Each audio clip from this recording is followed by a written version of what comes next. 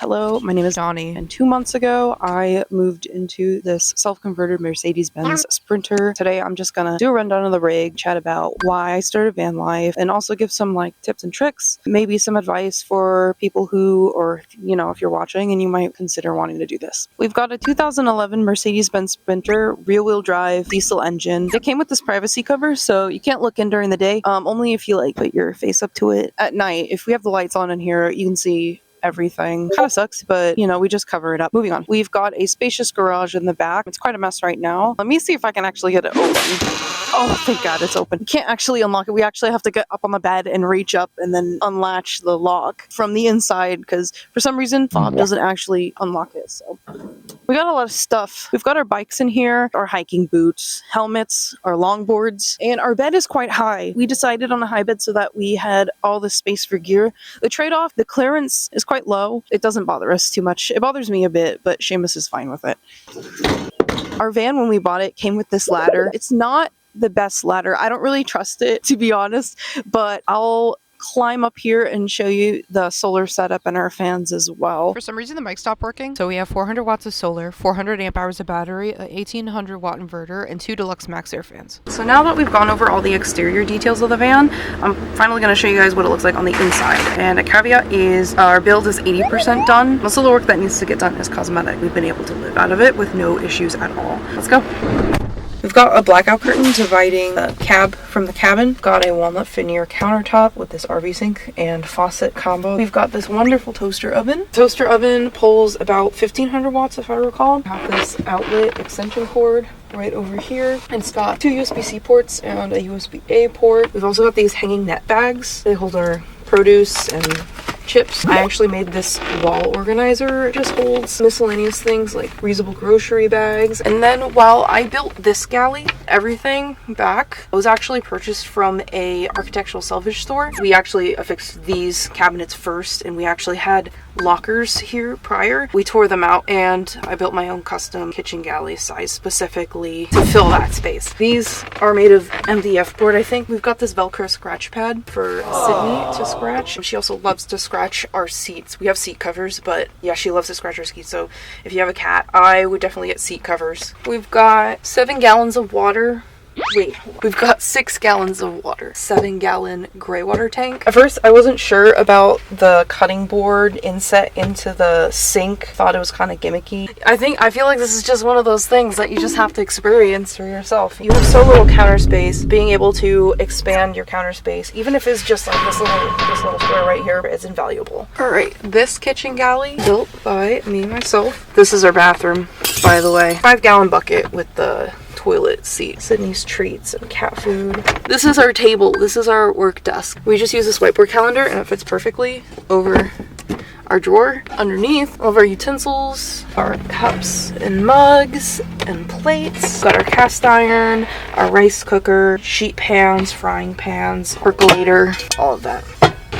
This is our living room. This bench is also where our fridge is. There's 2 partitions. There's the main one, which holds our fridge, and then the one to my right is where we keep Sydney's litter box and an extra jug of water and other miscellaneous cleaning items. Underneath me is an 80-liter capacity fridge. It's dual zone. These cute throw pillows. It's kind of a pain to lift. I didn't really think about the ergonomics of opening this.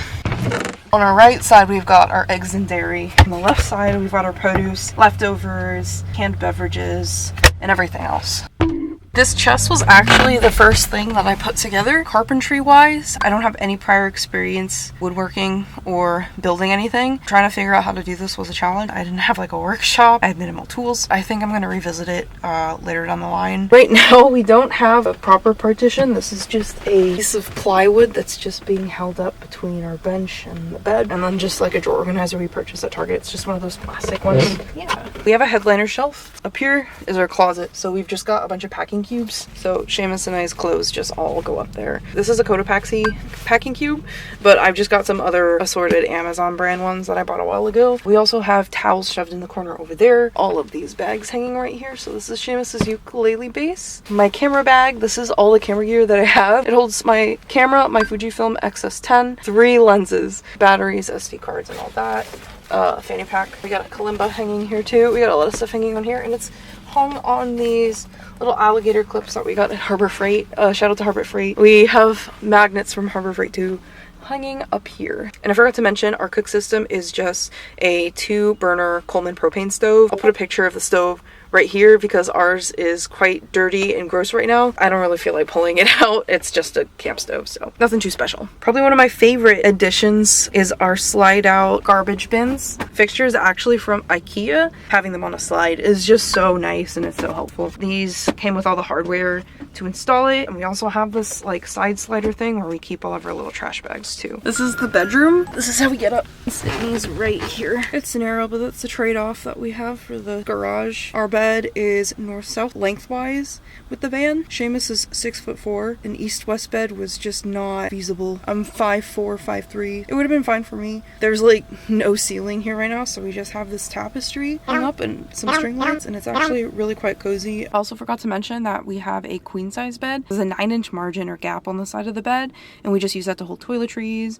We've got some boxes of like seltzer water and soda there, or energy drinks. It's just been a catch-all for stuff that doesn't have a home. Hello, it's me from a different undisclosed day. Why did I decide to do van life? I was sick of paying so much in rent. I live in the Seattle area. It's expensive. Our rent got really pricey. So into the van we go. Number 2, I like to camp, I like to travel, and van life seemed like a pretty good fit for me. Number 3, I was sick of having so much stuff. We're sick of having so much stuff. I don't know how else to explain this, but it begs for your attention. It begs to be used. And the thing is, like, you only have so much time in the day to use and appreciate all the things that you have. And when you have so much of it, it's really hard to do that. And it starts to mentally drain. At least for me, it feels mentally draining. Figuring out how to appreciate the things that I already have, curating my wardrobe, my personal items, my tech, has been really satisfying. I'm still figuring it out, but paring down my material things has led me to have more time for experiences, actually create memories and hang out with friends and do all the things that actually matter to me. Moving on, tips, tricks, advice. Your rig costs as much as you want it to, or as much as you can afford. When we first bought the van, we took it out immediately, just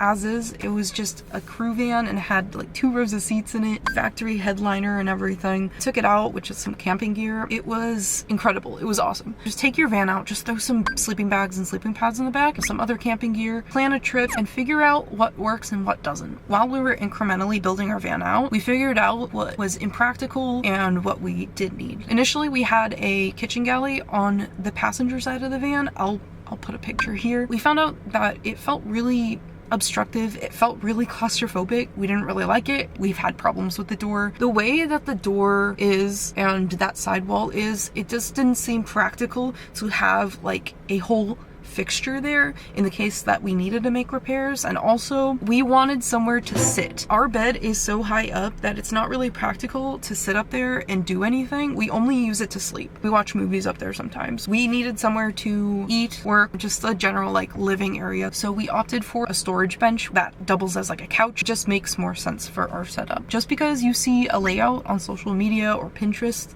that looks cool doesn't necessarily mean it's practical for your own life and your day-to-day activities. I mean, it looked nice. You have so much counter space, but it was actually more intrusive and it didn't make sense, you know, just with our layout, how our bed was. Figure out how you're gonna use your van, how you live your life, curate, and kind of fine-tune from there. This is all over the place. I'll probably figure out how to edit this to make it make sense. If you were staying in one place, figure out 5 to 10 spots, like 5 minimum, to park overnight. I have my spots. I'm not going to give any specifics because you don't want to be sharing spots on social media because it just ruins it for everybody. If you're parked in the same spot, it gets suspicious. You look suspicious, right? And maybe shake it up a bit. Try a new spot every like couple weeks or so. And also, if you have friends, if you have family who are privy to you doing your van life thing, pick them up on their offers to park in their driveway. We have some friends who like to host and throw parties. They always offer us a spot, you know, near their house or their driveway to park overnight. What's it? The cost of community is inconvenience. Feel free to be an inconvenience. Just don't push your luck.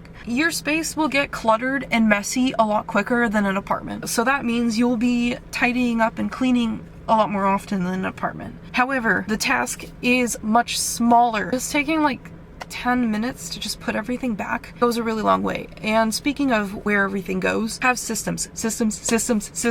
Have systems in place. Having systems in place will keep your van tidy and also will keep you from losing your mind. What are some other things? Most of the time, you'll just be parked in a parking lot. You see all the aesthetic Instagram influencers, Pinterest shots. You're by the beach. You're in the woods, in the mountains. However, most of the time, you're just gonna be in a parking lot. I'm sorry. You're gonna be living your life the way you were. It's just that you're in a van now. Let's wrap this up because my camera's overheating and I'm running out of memory. Your rig costs as much as you can afford. If you like car camping, you'll probably like van life. You don't need that much stuff. You don't need a big high roof Sprinter. Who am I to say that? I have a high roof Sprinter, but you really don't need it. You don't need the Instagram worthy, the Pinterest worthy build. Throw some sleeping bags in the back of your Toyota Camry and take it out for a weekend. See what you can do without. See what you would really like to have while vehicle dwelling. I forgot to record a roll for this, but thank you so much for watching. If you made it this far, please leave a like or subscribe. I don't know, I'm not your mom. Bye.